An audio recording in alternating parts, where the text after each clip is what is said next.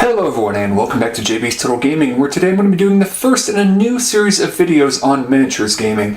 Now if you watch the channel, you know I love board gaming, I love video gaming, I really enjoy RPGs, and I've been really getting into miniatures gaming lately. And this is a series of videos I'm planning on doing for people who may be interested in getting into a miniatures game, whether they've never played any miniatures game before or they play other miniatures games and may be looking into trying out a new system. So we're going to try to cover things like what you get in a starter box, how expensive it is, how complex the models are, if they're models you have to put together, how complex the system is, and some real basics on what the system plays like to try to give you a better idea if a minis game is going to be interesting to you. That's what this channel is all about. For the most part, a lot of my videos are about trying to help consumers make good choices, so that's what we're going to do with this series. Now the first game we're going to cover is Star Wars X-Wing. It is probably the miniatures game I've played the most, although Armada is quickly surpassing that. And while I've talked about these games before on the channel, this is going to be a different sort of video, not a review or anything like that,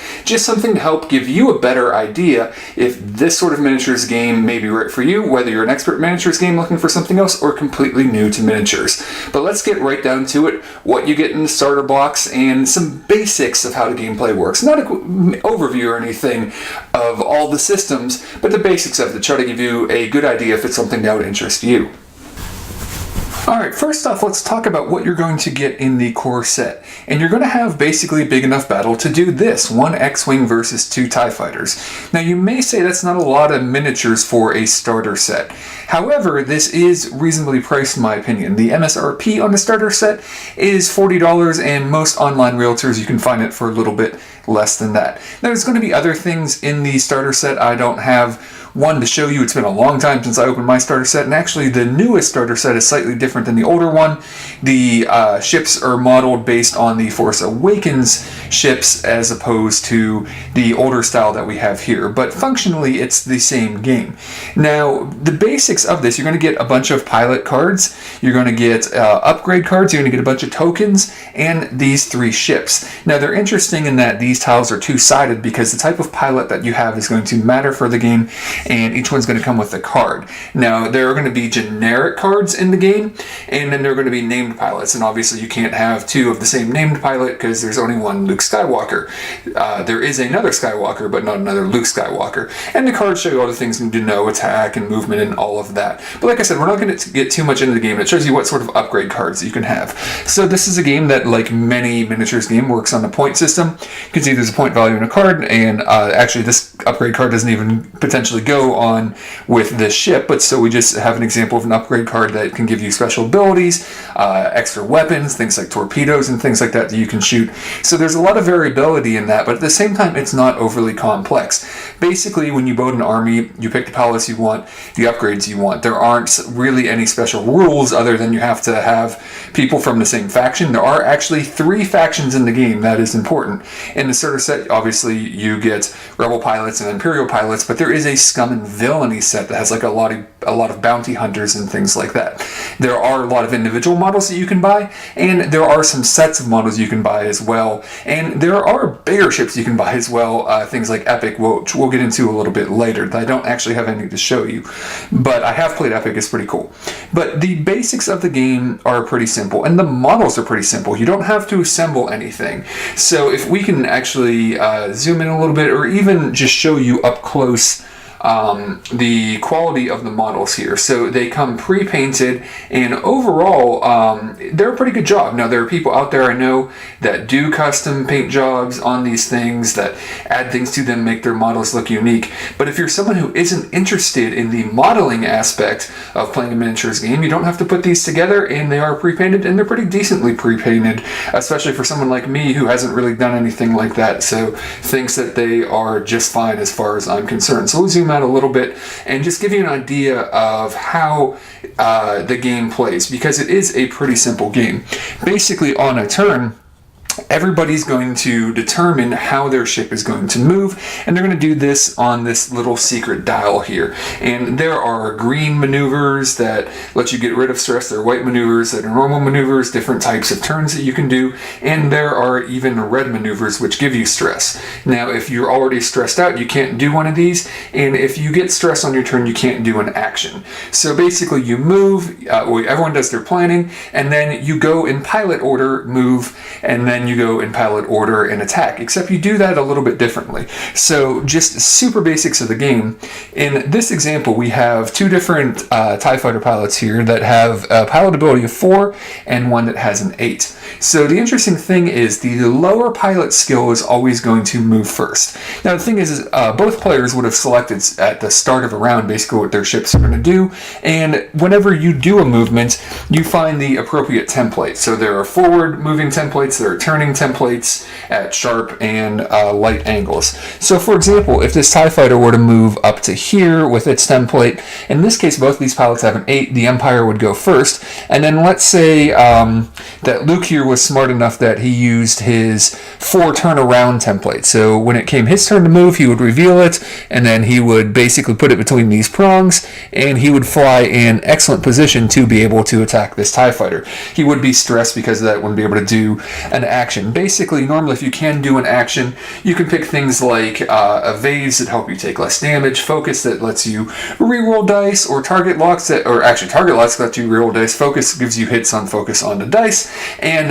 target locks are nice if you're going to use things like torpedoes or things like that. You need a target lock. So you move, you do an action. Everyone finishes their movement, and then now in descending pilot order, they attack. So the higher level pilots move last, so they get to see what's going on the board, and then they attack first. And attacks are pretty simple. In this case, let's say we would have a pilot with 3 attack and a pilot with 3 defense, and there is a range rule here that you can check. Certain things only work within certain ranges, and in this case we're within range 1, so on a normal laser attack we get to roll an additional die. We roll, we get to adjust it, like for example if we had used a focus, which we didn't because we were stressed, all 3 of these focus would have been hits. If we don't have that, we can't do that. And then the defender rolls, they can modify their dice in certain ways. So in this case, there is a normal hit and a critical hit, and the defender rolled 2 evades, which allows the defender to take no damage. There are things like shields that go down before hull, and there are critical hits that can happen on hull, and they come from a damage deck. And really, there is more complexity to the game. For example, choosing when to or how to move and thinking about the order of movement and where you think pilots are going to move is a big deal in this game. But overall, that's pretty much it. There's no complexity to putting together the models, and the game really plays pretty simply, and there are certain edge cases and things like that you may have to look up, certain things that may be a little bit tricky that you don't quite understand the wording on the cards in particular, but the basic turns of the game are super simple and it's super tactical. From turn to turn, you want to try to figure out where you think your opponents are going to move, but at the same time, you know your opponent's trying to figure that out, what actions to take, when to stress yourself out, and just basically get in a good position to take out your enemy.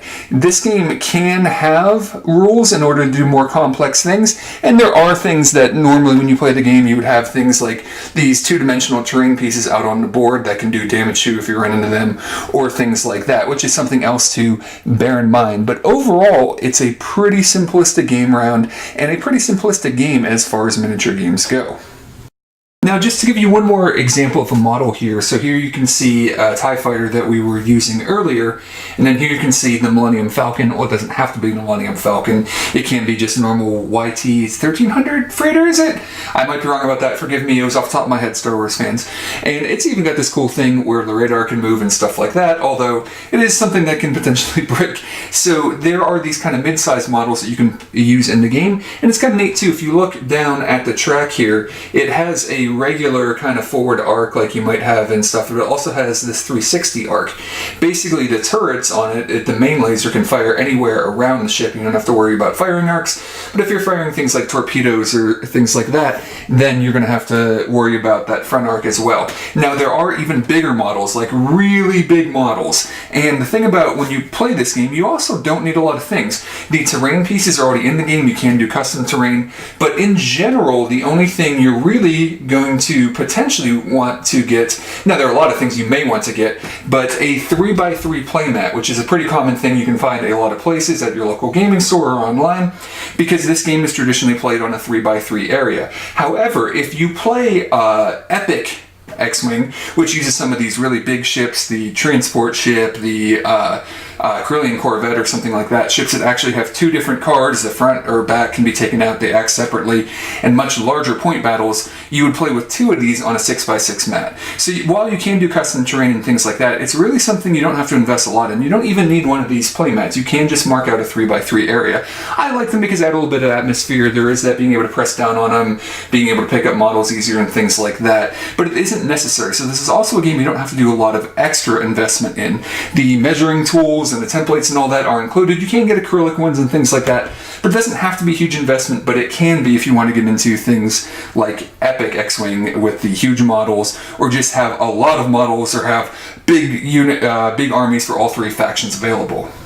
Alright, so normally this is when I do kind of a final thought section if I was doing a review or something like that. But this isn't a review, and much like a lot of my other game reviews, I'm not going to talk about what I necessarily think are pros and cons, because I really want to talk about who may be interested in this game, because what's a pro for one person may be a con for another person. So first, let's really talk about who would be interested in X-Wing. Now, if you're interested in a miniatures game, but you're potentially intimidated either by putting together and painting models, or by just the complexity and the amount of money that you have to spend, all of those are factors that could be intimidating getting into a miniatures game. X-Wing is actually something I would really recommend for you then. Obviously, if you don't like the space combat theme, it may not be that interesting for you, but it's a pretty simple and small rulebook. We went over the turn structure. Turns aren't that difficult, and there are a bunch of upgrades, things like that, more rules that'll come in as you get, models that add new upgrades and new things that didn't exist in the core game. But overall, the turn structure is very simple. You don't have to paint any models. You don't have to put any models together. And this is, in my opinion, probably on the slightly less expensive end, compared to some miniatures games as far as investment in it. Because while you are paying a little bit for having the models, pre-put together and painted and all that, you're not having to buy those resources. You're not putting the time into that if that's something that concerns you, but it's still something you can add and customize if you want to do that. And really, it's, in my opinion, okay value for the models that you get. Now here's the deal. The starter set, though, is basically going to be your first game and allow two people to learn the basics of the rules. There are some games that you can play several games with the starter set that give you enough models, especially games that play on a more tactical, games that play on a more skirmish level, where you only have, maybe 4 to 7 models in a normal game or something like that. A lot of times you'll get maybe 5 models for each side in the base set, whereas in this game you're going to want more models to play an even decent level game. And there's a lot of variability as far as the size of ships, what they can do, different tactics you can use with different ships, and it is a game that you can put a lot of money into. The best way to play is to find someone else who is also interested in playing, and you both buy one faction, and then maybe you allow, if you're good enough friends, and you allow each other to use each other's models and swap sometimes. Sometimes you play with their models so you can see what the other side works like. And it's a game that you can invest a lot in, especially if you want to get into 3 different factions, and it's pretty expensive for those bigger models if you want to play Epic. So there's certainly room to expand with this game, but at the same time, if you want to play, smaller sort of games, it's not going to be a massive investment in time or money in order to get enough models to play a base level game with enough stuff. Now, one thing I will point out, and this is one potential negative for some people, because the game is so simplistic, because a normal tournament in this game is all about destroying your opponent's ships, and there isn't really objective based stuff. Now, you can play that way, and there's stuff online you can buy, but the base game is just destroying each other's ships. So some people, if you're already into miniatures gaming in particular, may find this game a little too simple because there isn't all that other stuff to think about, and a little too repetitive because you don't have have those tactics that can vary up, like Armada, a game that I'll cover later on, a game that you come with 3 objectives, and then your opponent comes with 3 objectives, and depending on who's picking, they choose one of the ones the other player brought, and that's going to vary up the game. Games are going to feel different from each other, and X-Wing doesn't really have that component.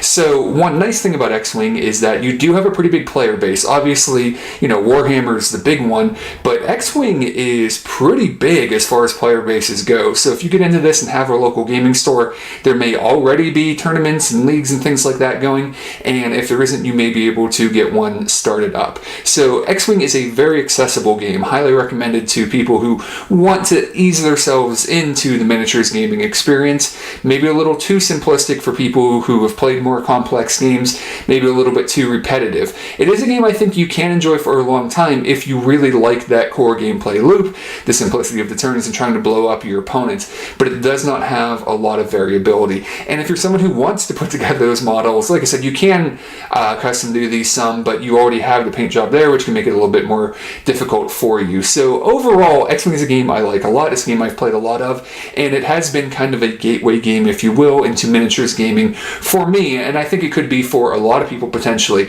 I think a lot of people could enjoy playing this game for a long time, but that would be the one thing I would say to bear in mind, is that it doesn't necessarily have a huge amount of variability. The variability comes with buying more models and trying new tactics, not within the game itself. So there you go. X-Wing is a game I obviously really enjoy, and I think a lot of you will enjoy, particularly if you're interested into miniatures gaming and want to get into it. And if you enjoy miniatures gaming and are maybe looking for something that's going to be a little bit of a break, something that's going to play a little bit quicker, be a little bit lighter, especially if you play with smaller armies and not in an epic game. An epic game can go on very long. You have much higher army totals and a bigger board, but something that could be just kind of a breezier break from playing some other miniatures game, then X-Wing's solid, particularly if you're not looking to put together paint models, and if you like the space combat theme and are a Star Wars fan, and you played a bunch of X-Wing and TIE Fighter on the PC like I did growing up. So thanks a lot for watching, everyone. Hopefully this video was helpful. And, if you want to check out the core set online, if you want to check out some other models, and let me know what you guys think. If there's certain other things you want to see, I'm going to continue this video series. Obviously, we're going to do Armada, but we're going to do some other games as well and talk about, what it's like being a new player into it. And if there's any more information, things you want me to do in later videos, let me know. If you enjoyed it, leave a thumbs up. If you didn't, leave a thumbs down. Let me know what you'd like to see instead. And we'll be back again to talk to you guys soon. Thanks a lot for watching. See you soon.